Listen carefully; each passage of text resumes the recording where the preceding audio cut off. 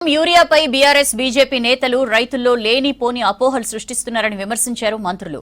BJP నేతలకు పలుకుబడి ఉంటే కేంద్రం నుంచి యూరియా తీసుకురావాలన్నారు. తెలంగాణను వివక్షపూరితంగా బద్నాం చేయడానికే కేంద్రం తీరని మండిపడ్డారు.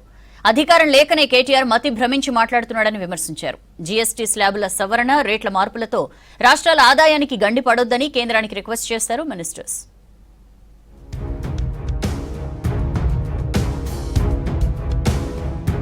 రాష్ట్రాల ఆదాయాలు తగ్గకుండా చర్యలు చేపట్టాలని కేంద్రాన్ని కోరారు డిప్యూటీ సీఎం భట్టి విక్రమార్క. వాటాకు తగినట్టుగా దక్షిణాది రాష్ట్రాలకు నిధుల పంపిణీ జరగడం లేదని ఆందోళన వ్యక్తం చేశారు. పన్ను స్లాబుల సవరణ, రేట్ల మార్పులపై GST council group of ministers ను ఏర్పాటు చేసిందన్నారు. ఇప్పటి వరకు రాష్ట్రాలు 14% వృద్ధి రేటు సాధించలేదని, వార్షిక వృద్ధి కేవలం 8-9% మేరనే ఉన్నట్లు చెప్పారు భట్టి. జీఎస్టీ రేట్ల సరళీకరణ, పన్ను భారం తగ్గించడం మంచిదే అయినా రాష్ట్రాల ఆదాయం తగ్గకుండా చర్యలు తీసుకోవాలని మంత్రుల సమావేశంలో కోరామన్నారు భట్టి.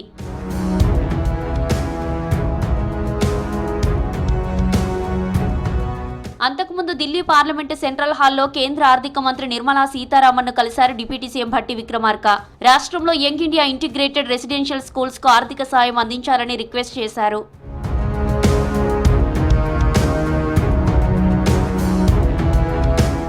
ఎప్పుడు యూరియాను చూడని నేతలు ప్రభుత్వంపై విమర్శలు చేస్తున్నారని ఫైర్ అయ్యారు వ్యవసాయ శాఖ మంత్రి తుమ్మల. శవాలపై పేలాలు ఏరుకునేలా బీజేపీ నేతలు వ్యవహరిస్తున్నారని విమర్శించారు. రామచంద్రరావుకు పలుకుబడి ఉంటే కేంద్రం నుంచి యూరియా తెప్పించాలన్నారు. వరదలు, యూరియాపై వ్యవసాయ అధికారులతో వీడియో కాన్ఫరెన్స్ నిర్వహించారు మంత్రి తుమ్మల.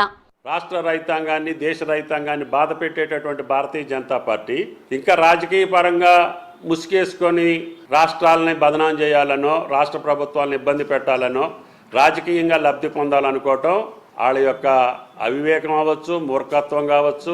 కానీ ఇటువంటి చేదస్తాలతోటి, ఇటువంటి మూర్ఖత్వాలతోటి మీరు రాజకీయ పార్టీలని బలపరుచుకోలేరు, రాజకీయంగా ఎదగలేరు.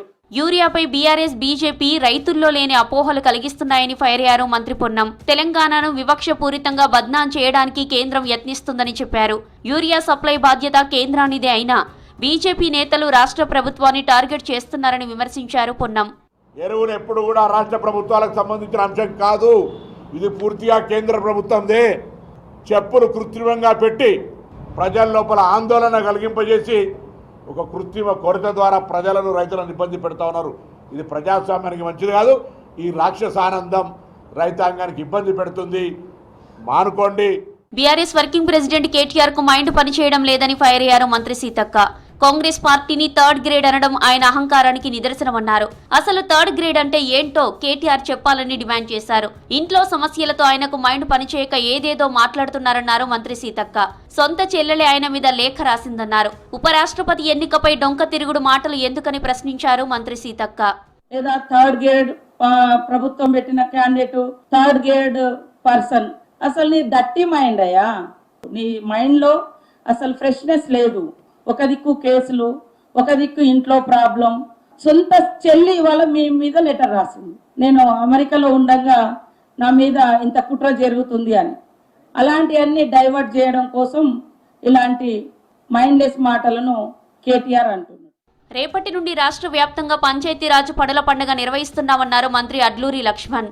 అంగన్వాడీ భవనాలు, గ్రామ పంచాయతీల నిర్మాణంతో పాటు పలు పనులు చేపడతామన్నారు.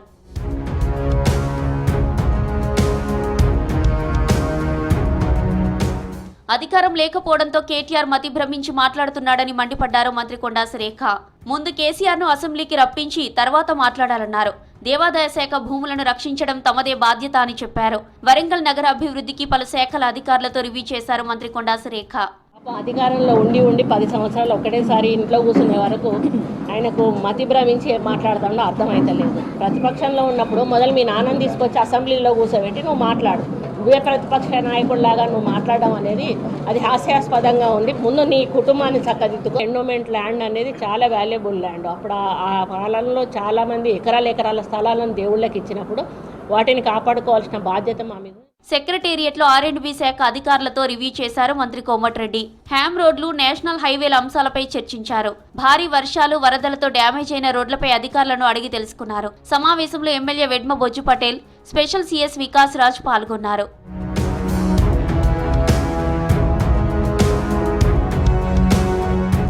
రాష్ట్ర నీటిపారుదల శాఖ సలహాదారుడిగా మాజీ సైనికాధికారి హర్పాల్ సింగ్ అపాయింట్ అయ్యారు. ఇరిగేషన్ ప్రాజెక్టులు సకాలంలో పూర్తి చేసేందుకు హర్పాల్ సింగ్ సూచనలు సలహాలు ఇవ్వనున్నారు. రాష్ట్రంలో చేపట్టిన టన్నెల్ పనులను పర్యవేక్షించనున్నారు. సొరంగ మార్గాల్లో టెక్నికల్ గా ఎదురయ్యే సమస్యల పరిష్కారంపై ఫోకస్ పెట్టనున్నారు. Harpal Singh Indian army engineer in chief గా పలు అండర్ టన్నెల్ ప్రాజెక్టుల నిర్మాణాల్లో కీలక పాత్ర పోషించారు.